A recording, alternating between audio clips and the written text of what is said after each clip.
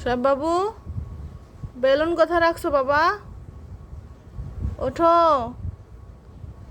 রুটি বানাবো বাবা, বলো বেলুন কোথায়? শোয়েব বাবু, বেলুন কোথায়? সে রান্নাঘরের কোনো জিনিসই ঠিক রাখতে দেয় না। ডাল ঘুটনি, বেলুন, খুন্তি, ছুরি, কাউচি সব এভাবে নিয়ে যেখানে সেখানে রেখে দেয়, আর আমাকে রান্না করার সময় এগুলো খুঁজে বেড়াতে হয়।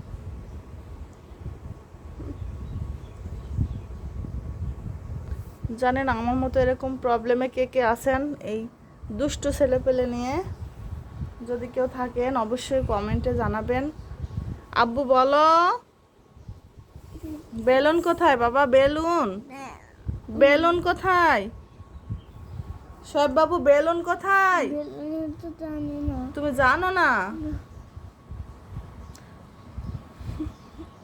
কালকে খুঁজে নিয়ে আমাকে দিয়েছিল, কিন্তু এখন ঘুমের মধ্যে আছে, এখন বলে আমি জানি না।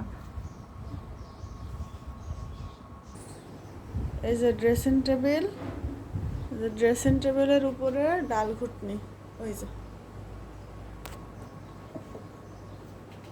এই যে ডাল ঘুটনি। বেলুন পাইলাম না।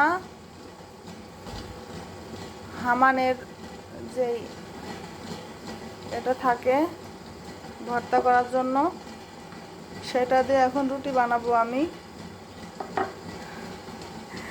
এই যে দুষ্টু বাচ্চাদের নিয়ে যে কি সমস্যায় পড়তে হয়।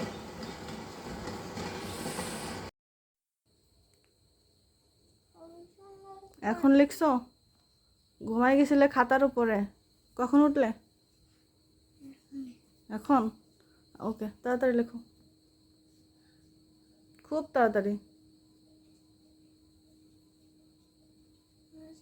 হয়েছে। তোলো, দাগের এই পাশে যেন না যায়।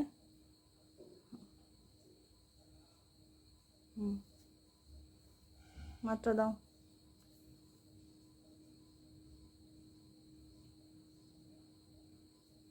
মাশাল্লাহ। আসসালামু আলাইকুম, গুড মর্নিং এভরিওয়ান। চলে আসলাম সকাল সকাল মেয়েকে স্কুলের গাড়িতে উঠাই দেওয়ার জন্য। সকালের আবহাওয়াটা যে এত এত ভালো লাগে। কেউ হাঁটার জন্য বের হয়, কেউ কাজের জন্য বের হয়, কেউ বাচ্চা নিয়ে যাচ্ছে স্কুলের গাড়িতে উঠাই দেওয়ার জন্য। আবার অনেক স্টুডেন্ট রাস্তার পাশে দাঁড়িয়ে থাকে গাড়িতে যাওয়ার জন্য অপেক্ষা করে। এই দৃশ্যটা দেখতে এত ভালো লাগে। মেয়েকে উঠায়ে ছেলেকে স্কুলে দিয়ে আসছি। স্কুলে দিয়ে আসার পথে দেখছি অনেক আপুরা একসঙ্গে রাস্তার পাশে দাঁড়িয়ে গল্প আড্ডায় মেতে আছে। সবাই ভালো থাকবেন, আমার পরিবারের জন্য দোয়া করবেন। আবার পরবর্তী ভিডিওয়ে কথা হবে। আল্লাহ হাফেজ।